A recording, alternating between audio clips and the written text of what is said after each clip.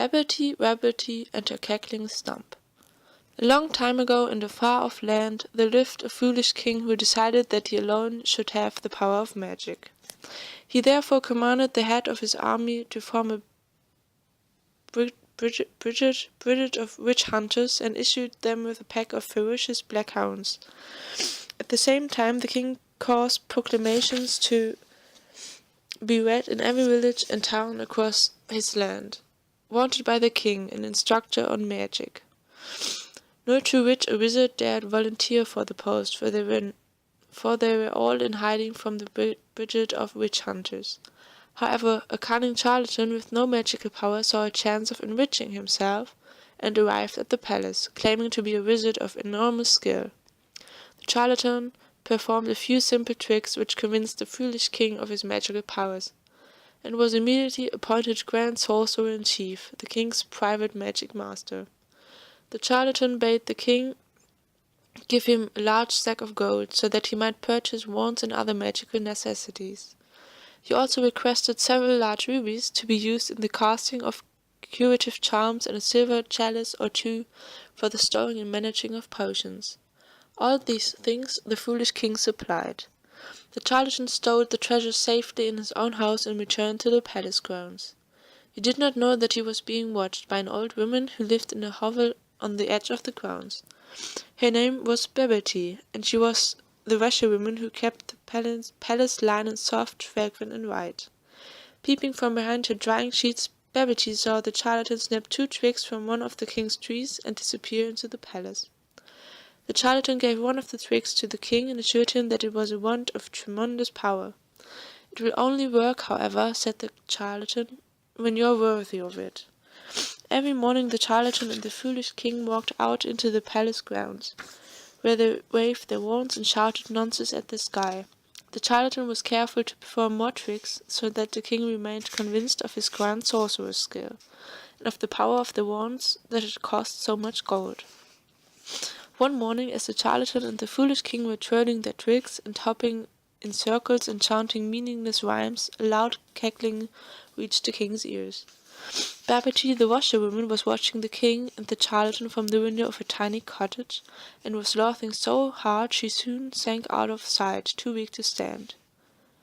"I must look most undignified to make the old washerwoman laugh so," said the king. He ceased his hopping and trick-twirling and frowned. "I grow weary of patience. When shall I be ready to perform real spells in front of my subject sorcerer?" The charlatan tried to soothe his pupil, assuring him that he would soon be capable of astonishing feats of magic, but Babbity's cackling had stung the foolish king more than the charlatan knew. "Tomorrow," said the king, "we shall invite our court to watch their king perform magic." The charlatan saw that the time had come to take his treasures and flee. "Alas, your majesty, it is impossible. I had forgotten to tell your majesty that I must set out on a long journey tomorrow. If you leave this palace without my permission, sorcerer, my brigade of witch hunters will hunt you down with their hounds. Tomorrow morning you will assist me to perform magic for the benefit of my lords and ladies, and if anybody laughs at me, I shall have you beheaded." The king stormed back to the palace, leaving the charlatan alone and afraid. Not all his cunning could save him now, for he could not run away, nor could he help the king with magic that neither of them knew. Seeking a vent for his fear and his anger, the charlatan approached the window of Babbity, the washerwoman. Peering inside, he saw the little old lady sitting at her table, polishing a wand. In a corner behind her, the king's sheets were washing themselves in a wooden tub. The charlatan understood at once that Babbity was a true witch, and that she who had given him his awful problem could also solve it. "Crown," roared the charlatan, "your cackling had cost me dear. If you fail to help me, I shall denounce you as a witch, and it will be you who is torn apart by the king's hounds." Old Babbity smiled at the charlatan and assured him that she would do everything in her power to help.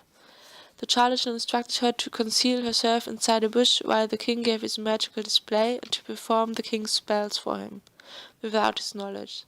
Babbity agreed to the plan, but asked one question. "What, sir, if the king attempts a spell Babbity cannot perform?" The charlatan scoffed. Your magic is more than equal to that fool's imagination, he assured her, and he retired to the castle, well pleased with his own cleverness. The following morning all the lords and ladies of the kingdom assembled in the palace grounds. The king climbed onto a stage in front of them, with the charlatan by his side. "I shall firstly make this lady's head disappear," cried the king, pointing his wig at a noble woman. From inside a bush nearby, Verity pointed her wand at the head and caused it to vanish.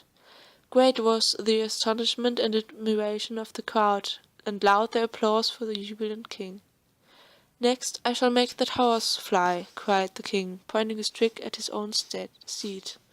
From inside the bush, Verity pointed her wand at the horse, and it rose high into the air. The crowd was still more thrilled and amazed, and they roared their appreciation of their magical king. "And now," said the king, looking all around for an idea, and the captain of his brigade of witch hunters ran forwards. "Your Majesty," said the captain, "this very morning Sabre died of eating a poisonous toadstool. Bring him back to life, your Majesty, with your wand." And the captain heaved onto the stage the lifeless body of the largest of the witch-hunting hounds. The foolish king brandished his trick and pointed it at the dead dog. But inside the bush, Verity smiled and did not trouble to lift her wand, for no magic can raise the dead. When the dog did not stir, the crowd began first to whisper and then to laugh. They suspected that the king's first 2 feats had been mere tricks after all. "Why doesn't it work?" the king screamed at the charlatan, who bethought himself of the only ruse left to him. "There, your Majesty, there," he shouted, pointing at the bush where Verity sat concealed. "I see her plain, a wicked witch who is blocking your magic with her own evil spells. Seize her, somebody seize her." Verity flew from the bush, and the brigade of witch hunters set off in pursuit, unleashing the hounds who bayed for Verity's blood. But as he reached a low hedge, the little witch vanished from sight, and when the king, the charlatan, and all the courtiers gained the other side, they found the pack of witch-hunting hounds barking and scrabbling around a bent-and-edged tree. "She has turned herself into a tree," screamed the charlatan, and dreading lest Verity turn back into a woman and denounce him, he added, "Cut her down, your Majesty. That is way to treat evil witches." An axe was brought at once, and the old tree was felled to loud cheers from the courtiers and the charlatan. However, as they were making ready to return to the palace, the sound of loud cackling stopped them in their tracks. "Fools!" cried Verity's voice from the stump they had left behind. "No witch or wizard can be killed by being cut in half. Take the axe if you do not believe me, and cut the grand sorcerer in 2. The captain of the brigade of witch hunters was eager to make the experiment, but as he raised the axe, the charlatan fell to his knees, screaming for mercy and confessing all his wickedness. As he was dragged away to the dungeons, the tree stump crackled more loudly than ever. "By cutting a witch in half, you have unleashed a dreadful curse upon your kingdom," it told the petrified king. "Henceforth, every stroke of harm that you inflict upon my fellow witches and wizards will feel like an axe stroke in your own side until you wish you could die of it." At that, the king fell to his knees too, and told the stump that he would issue a proclamation at once, protecting all the witches and wizards of the kingdom, and allowing them to practice their magic in peace. "Very good," said the stump, "but you have not yet made amends to Verity." Anything at all," cried the foolish king, wringing his hands before the stump. "You will erect a statue of Verity upon me, in memory of your poor washerwoman, and to remind you forever of your own foolishness," said the stump. The king agreed to it at once, and promised to engage the foremost sculptor in the land, and have the statue made of pure gold. Then the shamed king and all the noblemen and women returned to the palace, leaving the tree stump cackling behind them. When the grounds were deserted once more, there wriggled from a hole between the roots of the tree stump a stout and whiskery old rabbit, with a wand clamped between her teeth. Verity hopped out of the grounds, and far away, and ever after a golden statue of the washerwoman stood upon the tree stump, and no witch or wizard was ever persecuted in the kingdom again.